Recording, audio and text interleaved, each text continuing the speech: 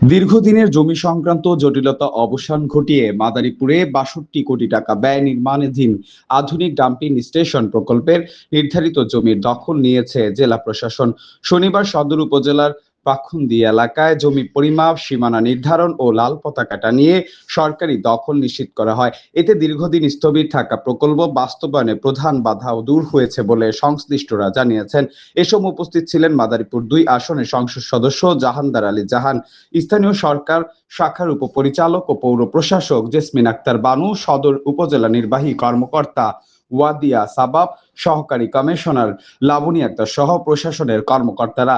জাহাঙ্গীর আলী জাহান বলেন, আধুনিক dumping station নির্মিত হলে পৌরসভার বর্জ্য ব্যবস্থাপনা নতুন দিগন্তের সূচনা হবে এবং পরিবেশ দূষণ কমে জনস্বাস্থ্য সুরক্ষা নিশ্চিত হবে।